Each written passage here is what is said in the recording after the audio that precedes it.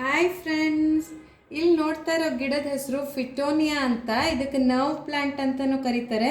ನೋಡಿ, ಇದು ತುಂಬ ಈ ಥರ ವೇನ್ಸ್ ಇರುತ್ತಲ್ಲ, ಅದಕ್ಕೋಸ್ಕರ ಇದಕ್ಕೆ ನರ್ವ್ ಪ್ಲಾಂಟ್ ಅಂತ ಕರೀತಾರೆ. ಇದರಲ್ಲಿ ತುಂಬ ವೆರೈಟಿ ಬರುತ್ತೆ. ಇದರಲ್ಲಿ ಇದು ಗ್ರೀನ್ ಲೀಫು, ಇದರಲ್ಲಿ ಸ್ವಲ್ಪ ಪಿಂಕಿಶು, ರೆಡ್ಡಿಶು, ಆ ಥರ ಸುಮಾರು ವೆರೈಟಿಗಳು ಬರುತ್ತೆ. ಮತ್ತು ಇದು ಸ್ವಲ್ಪ ಸೆನ್ಸಿಟಿವ್ ಪ್ಲಾಂಟ್. ಇದು ಜಾಸ್ತಿ ಓವರ್ ವಾಟರಿಂಗ್ ಮಾಡಿಬಿಟ್ರೆ ಇದು ಸ್ವಲ್ಪ ಕೊಳ್ತೋಗ್ಬಿಡುತ್ತೆ ಗಿಡ. ಸೊ ಸ್ವಲ್ಪ ಹುಷಾರಾಗಿರಬೇಕು ನೀವು ಇದಕ್ಕೆ.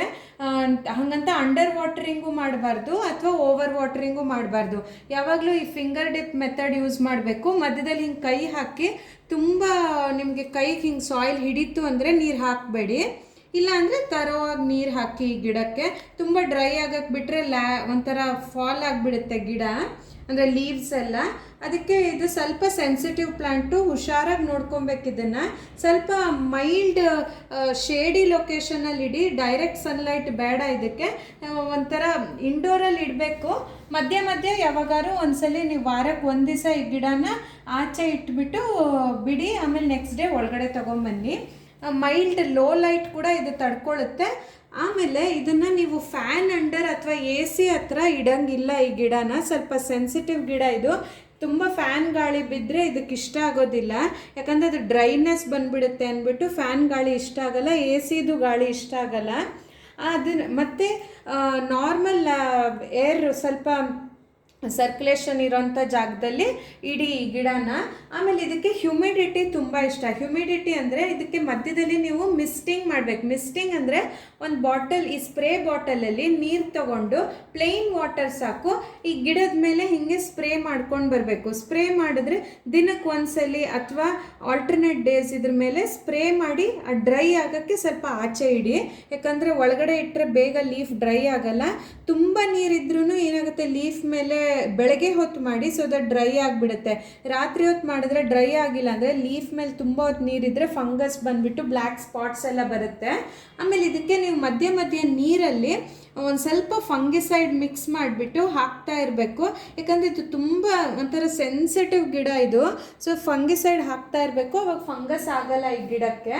ಆಮೇಲೆ ವೆಲ್ ಡ್ರೈನ್ ಸಾಯಿಲ್ ಹಾಕಿ, ನೀರು ಹಾಕಿದ ತಕ್ಷಣ ನೀವು ಅದು ಸಾಯಿಲಿಂದ ಅದು ಆಚೆ ಬಂದುಬಿಡಬೇಕು.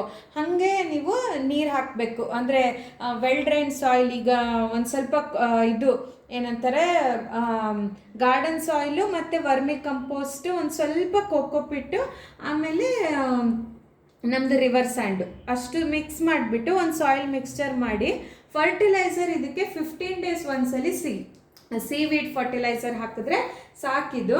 ಆಮೇಲೆ ಮಧ್ಯ ಮಧ್ಯೆ ಈ ಥರ ತುಂಬ ಉದ್ದುದ್ದ ಬಂತು ಅಂದರೆ ಪ್ರೂನ್ ಮಾಡಬೇಕು. ಆವಾಗ ಅದು ಸ್ವಲ್ಪ ಬುಷಿಯಾಗತ್ತೆ. ಅಂದರೆ ಒಂದು ಹಿಂಗೆ ಸ್ಟೆಮ್ ಕಟ್ ಮಾಡಿದ್ರೆ 2 branches ಬರುತ್ತೆ. ಸೊ ನೀವು ಮಧ್ಯೆ ಮಧ್ಯೆ ತುಂಬ ಆಗಿಬಿಡ್ತು ಗಿಡ ಅಂದರೆ ಸ್ವಲ್ಪ ಬ್ರಾಂಚಾಗಿ ಕಟ್ ಮಾಡಿ ಅದನ್ನು ನೀರಲ್ಲಿ ಹಾಕಿಟ್ರೆ ಮತ್ತೆ ಅದು ಇನ್ನೊಂದು ಗಿಡ ರೂಟ್ ಬಂದುಬಿಟ್ಟು ಇನ್ನೊಂದು ಗಿಡ ಮಾಡ್ಕೊಬೋದು ನೀವು ಇದಕ್ಕೆ. ಆಮೇಲೆ ಇದರಲ್ಲಿ ಪ್ರಾಬ್ಲಮ್ಸ್ ಬರೋದಂದರೆ ಓವರ್ ವಾಟರಿಂಗ್ ಆದರೆ ಸ್ವಲ್ಪ ರೂಟ್ ರಾಟ್ ಆಗೋ ಇದಿರುತ್ತೆ. ಆಮೇಲೆ ನೀವು ನೀರನ್ನ ನೋಡ್ಕೊಂಡು ಹಾಕಿ, ಇಲ್ಲಾಂದರೆ ರೂಟ್ ಕೆಳಗಡೆ ರಾಟ್ ಆಗುತ್ತೆ. ಮತ್ತು ಅದೇ ಫಂಗಿಸೈಡ್ ಹಾಕ್ತಾ ಇದ್ರೆ ಏನೂ ಪ್ರಾಬ್ಲಮ್ ಆಗಲ್ಲ.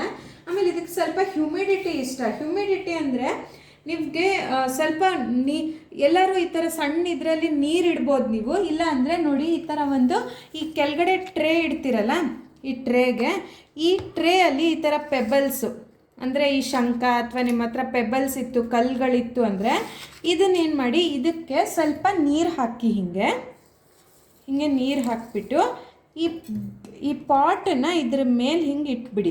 ಅಂದರೆ ನೀರು ಅದ್ರ ಮೇಲೆ ತಾಗಬಾರ್ದು, ಜಸ್ಟ್ ಆ ಶಂಖದ ಮೇಲಿಡಿ ಅಥವಾ ಕಲ್ಲು ಮೇಲಿಡಿ. ಸೊ ಅದೇನಾಗುತ್ತೆ, ಈ ನೀರು ಒಂಥರ ಇವಾಪರೇಟ್ ಆಗಿಬಿಟ್ಟು ಇದಕ್ಕೆ ಹ್ಯುಮಿಡಿಟಿ ಕೊಡುತ್ತೆ ಈ ಗಿಡಕ್ಕೆ. ಯಾಕಂದರೆ ಹ್ಯುಮಿಡಿಫೈಯರ್ ತೊಗೊಳಕ್ಕೆ ತುಂಬ ಅಂದರೆ ಇದು ಕಾಸ್ಟ್ ಆಗುತ್ತಲ್ಲ, ಇದು ಈಸಿ ಹ್ಯುಮಿಡಿಫೈಯರ್ ನಿಮಗೆ. ಸುಮ್ಮನೆ ಅದು ನೀರು ಇವಾಪ್ರೇಟ್ ಆದಾಗ ಇದಕ್ಕೆ ಹ್ಯುಮಿಡಿಟಿ ಕೊಡುತ್ತೆ. ಸೊ ಅಂದರೆ ಇದು ಡೈರೆಕ್ಟ್ ನೀರಿಗೆ ಟಚ್ ಆಗಬಾರ್ದಿದ್ದು, ಜಸ್ಟ್ ಈ ಕಲ್ಲು ಮೇಲೆ ಅಥವಾ ಶಂಖದ ಮೇಲೆ ಹಿಂಗೆ ಇಡಿ, ಅವಾಗ ಅದು ಹ್ಯುಮಿಡಿಟಿ ಕೊಡುತ್ತೆ ಈ ಗಿಡಕ್ಕೆ. ಇಷ್ಟೇ ಇದ್ರದ್ದು ನೋಡ್ಕೊಳ್ಳೋದು. ತುಂಬ ಚೆನ್ನಾಗಿದೆ ನೋಡಿ, ನೀವು ಬೆಳೆಸಿ, ಎಷ್ಟು ಬುಷಿಯಾಗಿ ಕಾಣುತ್ತೆ. ಪುಟ್ಟ ಗಿಡ, ಕ್ಯೂಟಾಗಿರುತ್ತೆ. ಮಕ್ಕಳಿಗೂ ನೋಡಿ, ಇದೇನು ಟಾಕ್ಸಿಕ್ ಇಲ್ಲ ಈ ಗಿಡ, ಪೆಟ್ಸಿಗೂ ಟಾಕ್ಸಿಕ್ ಇಲ್ಲ, ಮಕ್ಕಳಿಗೂ ಟಾಕ್ಸಿಕ್ ಇಲ್ಲ.